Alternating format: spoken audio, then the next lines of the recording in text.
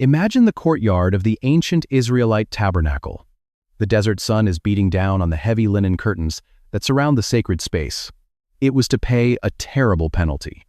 The altar, in our minds, is exclusively a place of judgment, punishment, and death. Or, you could bring a thanksgiving offering. If you brought a free will or a vow offering, God allowed you to eat the meat over the course of 2 full days. You could take your time. You could savor the experience. But if you brought the thanksgiving offering, the rules abruptly changed. This specific sacrifice came with a severe, unbreakable condition. It introduces a detail that completely altered the social fabric of ancient Israel. It forced the worshiper into a mathematically impossible situation. And it came with a strict, non-negotiable time limit. It is one thing to throw a festival simply because you want to. It is another thing entirely to throw a festival because you survived. Up to this point, we have looked at the peace offering as a general, beautiful expression of fellowship. We have seen the shared table, the fire, and the distribution of the meat. Once this pattern becomes visible, the entire sacrificial system begins to read differently. But Leviticus chapter 7 introduces a specific category of the peace offering that drastically raises the stakes. The text outlines 3 reasons to bring this sacrifice: a free will offering, a vow offering, and the thanksgiving offering. In Hebrew, the word for this third sacrifice is toda. A toda was not a casual, polite expression of gratitude. It was an explosive, emotional response to salvation. But the scene unfolding in this courtyard completely contradicts that assumption. The family eating by the fire is not mourning. An Israelite brought a toda, offering only when they had just been rescued from a life-threatening crisis. If you survived a brutal illness, if you were delivered from an enemy ambush, or if you made it through a violent desert storm, you brought a toda. You were standing in the courtyard testifying to the community that you were supposed to be dead. But Yahweh had intervened. Because the stakes of a toda were so high, the rules for the feast abruptly changed. If a worshiper brought a normal free will or vow offering, Leviticus granted them 2 full days to consume the meat. But for the toda offering, Leviticus 7:15 issues a strict, demanding deadline. And the flesh of the sacrifice of his peace offerings for thanksgiving shall be eaten on the day of his offering. He shall not leave any of it until the morning. This is not just a dietary guideline. It is a mathematical impossibility. An average ancient Israelite family consisted of parents and a few children. A full-grown ox can yield hundreds of pounds of edible, heavy meat.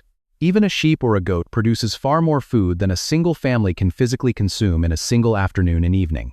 By strictly commanding that every single piece of the toda meat be eaten before the sun came up, God forced a sociological crisis.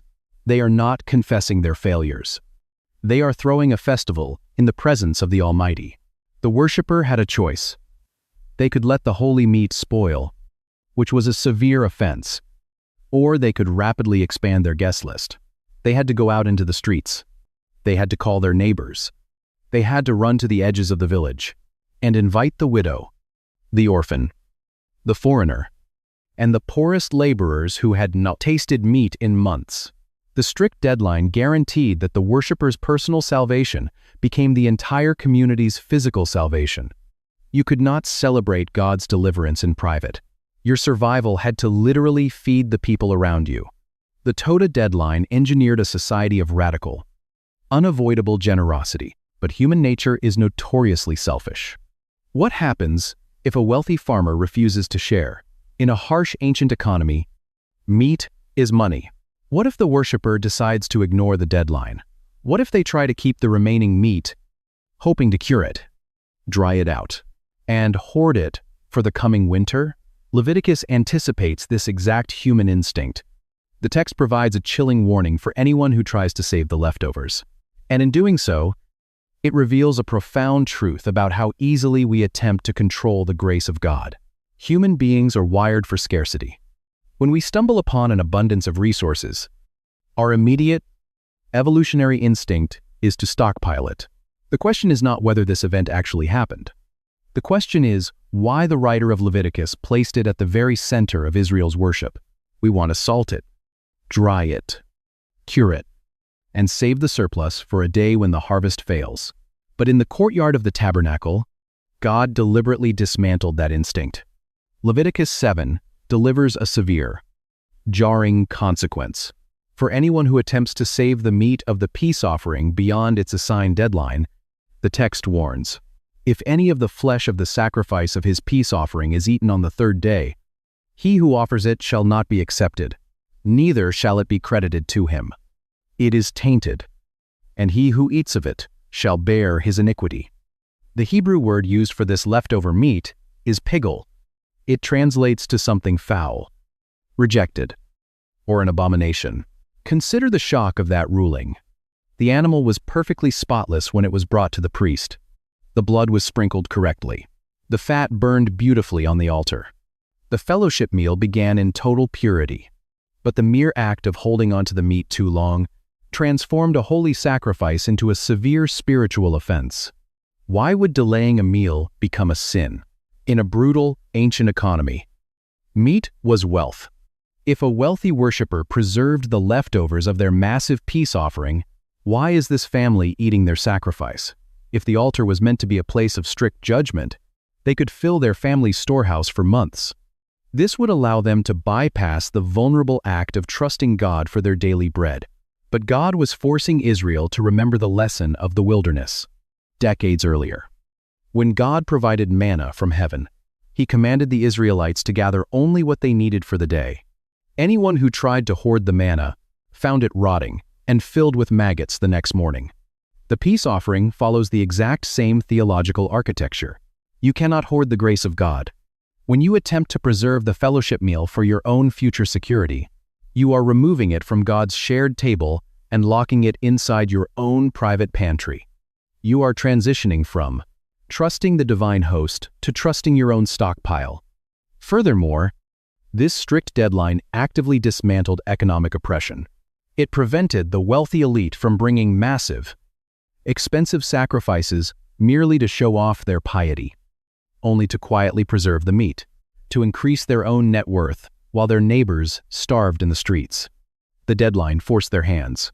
They had to give the meat away, immediately and freely, to the lowest members of society. The peace offering reveals that why does it suddenly look like a sprawling, chaotic dinner party? The answer is found in a specific, deeply misunderstood ritual. A shared experience with God cannot be boxed up and stored away as a private asset. His presence, His deliverance, and His grace must be consumed, celebrated, and shared in the present tense. This radical system of forced generosity governed the quiet, dusty courtyards of the tabernacle for generations. But as the centuries passed, the scale of the story began to change. The peace offering was not just a protective rule for everyday farmers. It became the defining blueprint for Israel's greatest national moments. When the kingdom eventually reached its ultimate zenith and the Ark of the Covenant was brought to its final resting place, a king threw a peace offering so massive that it fed an entire nation. The first appearance of this feast was personal, a single family in a dusty courtyard. But centuries later, the pattern scales up, changing the geography of an entire empire. The year is roughly 1000 BC. King David is bringing the Ark of the Covenant, the physical throne of Yahweh's presence up the steep, rocky incline into the newly captured fortress city of Jerusalem. The stakes could not be higher. The last time David attempted to move the Ark, a man named Uzzah reached out, touched it, and died instantly. Detailed in the opening chapters of Leviticus, the peace offering. The problem is that we read the ancient text through a modern, limited lens. The holiness of God had proven entirely lethal. So, this time, the procession moves with intense adonits, trembling care. 6 steps. The heavy wooden poles dig into the shoulders of the priests. The crowd holds its breath. After just 6 steps, David halts the entire parade. He builds an altar and offers a sacrifice to ensure they are accepted. And, according to 2 Samuel chapter 6, He does not merely offer burnt offerings to appease the wrath of God. He brings peace offerings. Step back and look at the architecture of what is happening. The ark is finally resting inside its tent. The air above Jerusalem is thick with the heavy, rich smoke of roasting meat.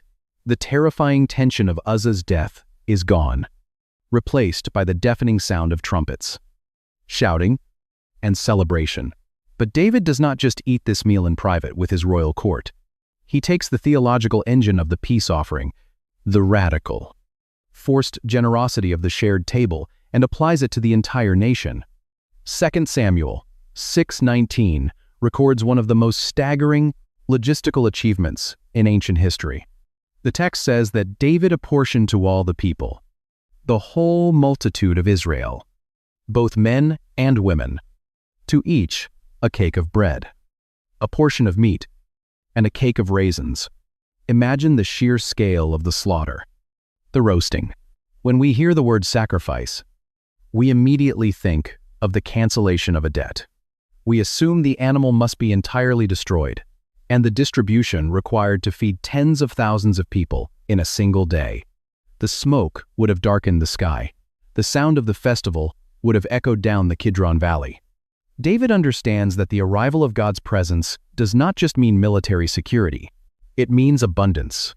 Yahweh is not a localized, petty deity, hoarding resources in a dark, silent temple. He is the ultimate, gracious host. Through David, God throws the largest Todah, the largest Thanksgiving feast of deliverance in Israelite history. For a fleeting, beautiful moment, the entire nation experiences absolute shalom. The king is present. The debt is settled. And every single person is fed from the altar of God. But that peak did not last. Human unfaithfulness eventually ruined the feast. The kingdom fractured. The people abandoned the table. Centuries later, the Babylonian Empire smashed the gates of Jerusalem, tore down the temple, and completely dismantled the bronze altar. Though it was rebuilt, the Roman Empire would later crush it again. The fires went out. The sacrifices ceased. The heavy scent of roasted meat no longer drifted over the city. And for centuries, the Jewish people were left with a haunting, unresolved question. If the peace offering was the primary way humanity experienced intimate, table fellowship with God, how do we access that fellowship when there is no altar left? How do we eat the meal of shalom when the fire is dead, to absorb the wrath of God? But the peace offering required no prior sin to trigger it. The silence does not last. Centuries later, on the night before, he died. In an upper room in Jerusalem, Jesus of Nazareth takes the ancient language of the peace offering and turns it entirely toward himself. The night before, his crucifixion, Jesus gathers his closest friends in a quiet upper room in Jerusalem. The city outside is swelling with hundreds of thousands of pilgrims preparing for the Passover. But inside, the atmosphere is heavy. During the meal, Jesus does something that bridges the centuries between the dusty courtyard of Leviticus and the impending violence of the cross. He picks up a loaf of bread, breaks it, and gives thanks. In modern English, giving thanks sounds like a simple, polite prayer before dinner. But the original language reveals a massive architectural shift in the biblical story. The New Testament was written in Greek, and the word used for Jesus giving thanks is Eucharisteo. Centuries earlier, when Jewish scholars translated the Old Testament into Greek, they needed a word to describe the Todah, the specific Thanksgiving peace offering of Leviticus 7. The word they consistently chose was Eucharistia, when Jesus holds up the bread and gives thanks. He is not just blessing the food. He is deliberately invoking the theology of the Todah. It was not offered because the worshiper had done something wrong. It was the only sacrifice in the ancient biblical system. He is announcing the ultimate thanksgiving sacrifice for deliverance from death. But there is no animal on the table. There is no Levitical priest standing by with a bronze knife. Instead, Jesus hands the broken bread to his disciples and says, "Take, eat, this is my body." He takes a cup of wine and says, "Drink of it, all of you. For this is my blood of the covenant, which is poured out for many for the forgiveness of sins. Jesus is identifying himself as the peace offering. For centuries, Christians have rightfully looked at the cross through the lens of the sin offering and the burnt offering. We recognize that Jesus absorbed the wrath of God, paid the terrible penalty for human rebellion, and died in our place. That is absolutely true. And it is the foundation of the Christian faith. But if we stop reading there, we miss the final, beautiful movement of the sacrificial system. The cross is not only a place of judgment, it is the preparation of a table. Jesus is the spotless offering. He surrenders his life entirely to the consuming fire of God's holiness on the altar of the cross. But the offering does not end in ashes. Just as the ancient worshiper received the meat back to sustain their life, but if you walk inside, you do not hear the solemn, terrifying silence of a courtroom. You hear laughter, where the worshiper was actively commanded to sit down. Take the roasted meat back from the priest and eat it. Jesus offers his own life, his body and blood, symbolized in the bread and wine, to spiritually sustain his people. He is both the sacrifice and the gracious host of the meal. Notice what keeps repeating. The ancient Toda forced a worshiper to share their salvation feast with the poor and the marginalized before the sun came up. Jesus takes that exact pattern and expands it to the edges of the earth. His sacrifice is the ultimate deliverance from death. And the invitation to his feast is radically generous. It goes out to the poor, the outcast, the broken, and the enemy. You do not have to pay for the meal. The host has already provided the sacrifice. We no longer need a bronze altar in Jerusalem. We no longer need the smoke of roasting oxen to know that God is satisfied. The ultimate shalom has been offered. Ultimate shalom has been achieved through Christ. The creator of the universe has permanently pulled up a chair and invited humanity to sit down and eat in total peace. The table has been prepared. The sacrifice is complete, but there is still an empty seat. And this is where the ancient ritual finally confronts us today. Step back and look at the entire architectural sweep of the biblical story. We began in the dusty courtyard of the ancient tabernacle. This is not ultimately a story about paying a penalty. It is a story about accepting an invitation, surrounded by the noise of families, the crackle of a massive bronze fire, and the rich, heavy smell of roasting meat. We watched an ancient Israelite hand God the deepest, most valuable part of their offering. And we watched God hand them back a feast of survival.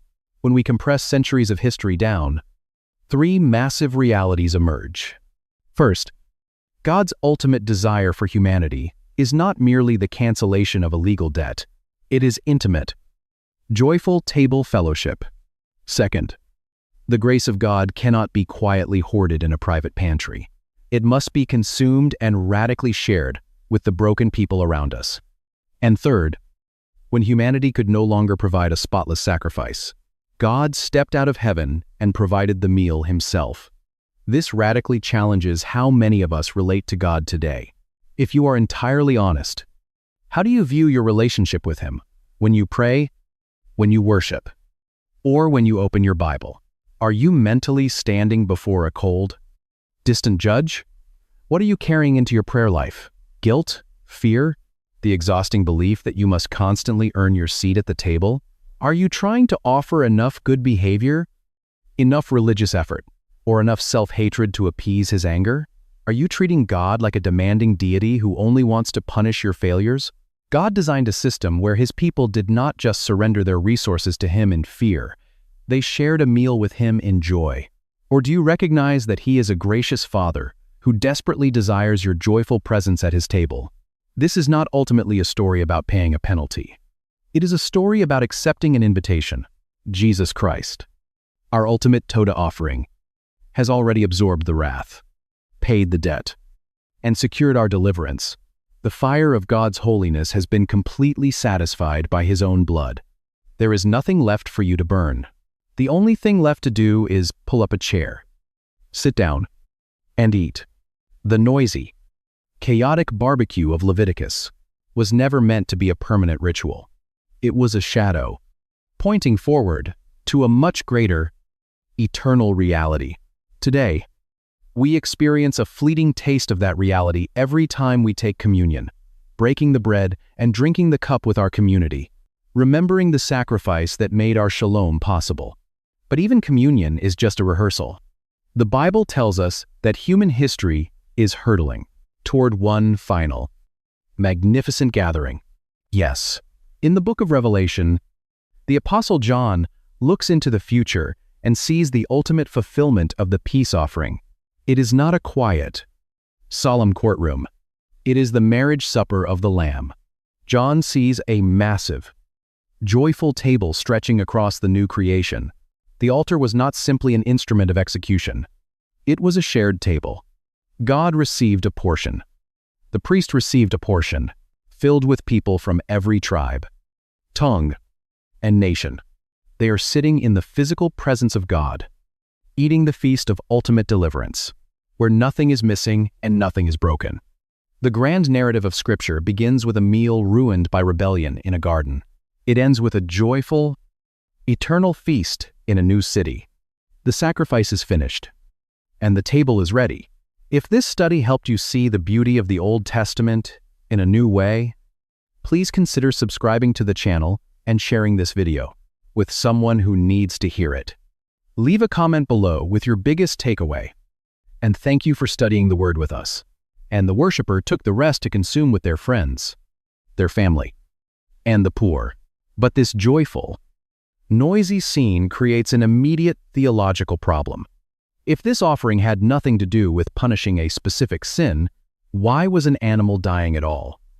Why was blood still being sprinkled against the base of the altar? And if this was truly designed as a shared meal of fellowship, how exactly does the invisible creator of the universe sit across a table and eat with a desert farmer? To understand the true stakes of this divine invitation, we first have to step into the ancient world and understand what it actually cost to put meat on that table. You hear the sharp crackle of a massive bronze fire and smell the distinct, rich scent of roasting meat. To understand the immense weight of this offering, we have to look closely at an ancient Israelite's dinner plate. In the modern Western world, meat is cheap, accessible, and expected. We purchase it quietly, already prepared and wrapped in plastic. But in the ancient Near East, a domestic animal was not just food. It was a living economic engine. A single goat, sheep, or cow provided ongoing resources: milk, cheese, wool, and agricultural labor. To kill a healthy animal was to permanently liquidate a major financial asset. Because of this, the vast majority of ordinary Israelites survived on a daily diet of barley bread, lentil stew, onions, and olives. Meat was a rare luxury, tasted only by the wealthy or reserved for the highest. Most unusual celebrations. When an Israelite brought an animal to the tabernacle for a burnt offering, the sacrifice explicitly designed to represent atonement and total surrender. The rules were absolute. The priest arranged the entire animal on the blazing bronze grate. The fire consumed everything. The worshiper walked away empty-handed, having surrendered the economic value completely, watching their costly asset turn into smoke ascending into the sky. God received it all. But the peace offering operated under a radically different set of rules. When a worshiper brought a spotless animal to the courtyard for a peace offering, the priest did not burn the whole carcass. A family sits together on the dusty ground. A father is carving a large, steaming portion of beef, handing pieces to his children. Instead, the sacrifice was carefully divided into 3 unequal shares. God claimed a very specific portion for the altar fire. The officiating priest received a modest cut, specifically the breast and the right thigh, as his wages for serving. And then, the worshiper received the vast majority of the heavy, dripping meat right back. This creates a stunning social reality. Think about what this means in an ancient agrarian society where starvation was often just one bad harvest away. When an Israelite wanted to express overwhelming gratitude, God did not demand that they burn their wealth in a display of useless destruction. Instead, God commanded them to turn their worship into a feast. Worshipping Yahweh physically fed people. Imagine the sudden shift in a village when a prosperous farmer brings an entire ox for a peace offering. A single ox provides hundreds of pounds of meat. The farmer's immediate family cannot possibly consume it all before it spoils in the desert heat. The air fills with the rich, unmistakable smell of roasting beef, and the invitation goes out. The poorest members of the community, the widow, the fatherless, the traveler with no land of their own, are suddenly invited to eat from the abundance of the worshipper's gratitude, while neighbors pass around baskets of fresh bread. It is loud. It is joyful. It feels exactly like a massive neighborhood barbecue. God's altar doubled as a community kitchen. The peace offering was never just a private, internal transaction between a human and the divine. It was an explosion of generosity that bound a broken society back together. The table was set. The human guests were fed, their hands covered in the oil of the roast. But because this was a sacrifice, God was also an active participant in the meal. The roaring fire on the altar represented his consuming presence at the table. Yet, God and humans cannot physically pull up chairs across from one another. How does the creator of the universe partake in a shared meal? What exactly does God require as his portion of the feast?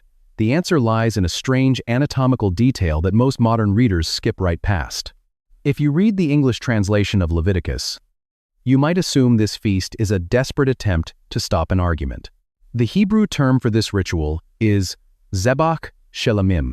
The root of that second word is one of the most famous and profound in all of Scripture, shalom. In modern English, the word peace is usually defined by what is missing. It is the absence of conflict. A ceasefire is peace. A quiet room is peace. Culturally, a peace offering is an apology, a bouquet of flowers handed to a spouse after a bitter argument, or a concession meant to calm someone down.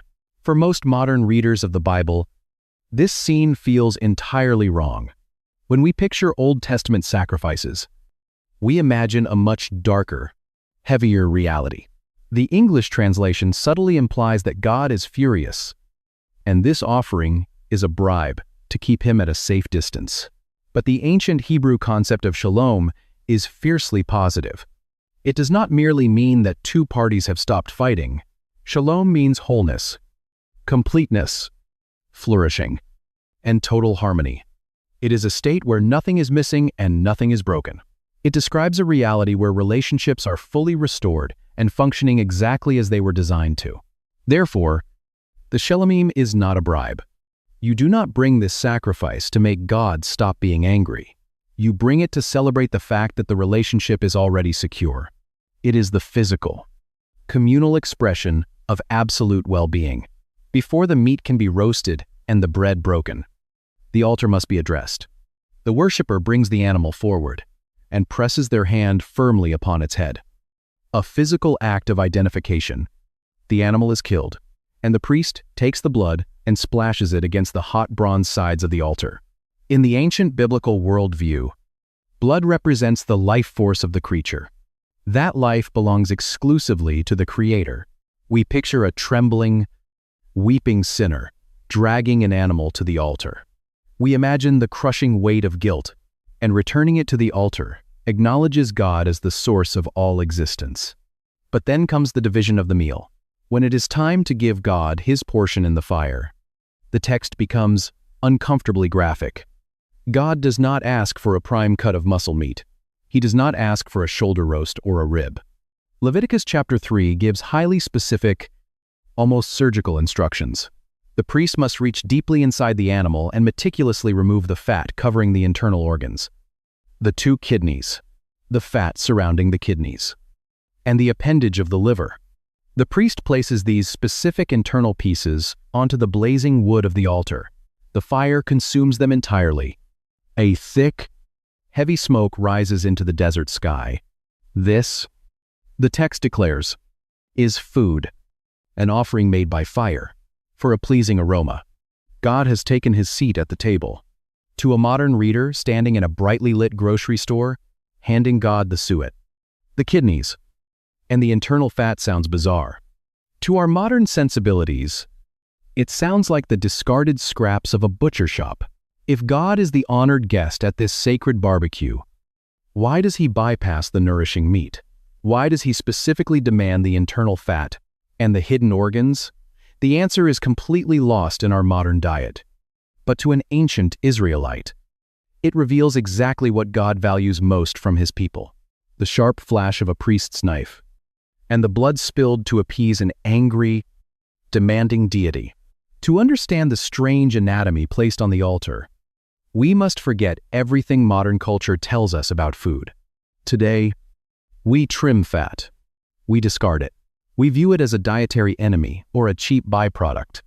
But in the brutal, calorie-scarce environment of the ancient Near East, fat was survival. It was the purest form of concentrated energy. It was luxury. The Hebrew word for this specific, thick internal fat is helev. In the ancient biblical worldview, helev did not mean waste. It meant the absolute best. When Joseph invites his family to find refuge in Egypt, in the book of Genesis, he promises them they will eat the fat of the land. It was a metaphor for wealth, prosperity, and the finest quality available. Alongside the helev, God also claimed the kidneys. To the ancient Israelite mind, the kidneys were not merely biological filters. They were the deepest, most inaccessible part of a living creature. Biblical poets and prophets frequently referred to the kidneys as the seat of human emotion, conscience, and hidden motives. They represented the center of the inner life. When the priest reached deep into the animal to extract the internal fat in the kidneys, he was making a profound theological statement. God was claiming the hidden depths. He was asking for the richest, most vital, and most valuable part of the offering. As the honored host of the meal, God received the ancient world's greatest delicacy. The smoke rose, and the Creator was satisfied. But notice what God leaves behind. We assume that the entire Levitical system is a grim, unbroken cycle of appeasement. We assume that every time an ancient Israelite approached God, after the helev is placed on the fire, the priest is given a specific, modest cut of the meat, the breast, and the right thigh. This was a practical provision, ensuring that the men who served in the tabernacle were fed. Then, the priest turns and hands the vast remainder of the animal back to the worshiper. Hundreds of pounds of heavy, roasted meat, the brisket, the ribs, the shoulders, the parts that actually provide sustenance and keep a community alive are returned. God demands the symbol of our ultimate, inward devotion. But he does not consume the resource we need to survive. He claims the wealth, but he feeds the poor. The altar is a table of grace. This is the beauty of the peace offering. The worshiper gives God their absolute best, and in return, God transforms their sacrifice into a feast that sustains human life. The family eats, the fire burns, and shalom is realized. God and humanity are sharing the exact same offering, sitting at the same table, entirely at peace. The meat is now off the fire. The family is ready to eat. But the rules for this feast were not identical for every occasion. Leviticus chapter 7 explains that a worshiper could bring a peace offering for 3 distinct reasons. You could bring a free will offering, simply to express spontaneous love for God. You could bring a vow offering, to fulfill a promise made during a season of severe distress or danger.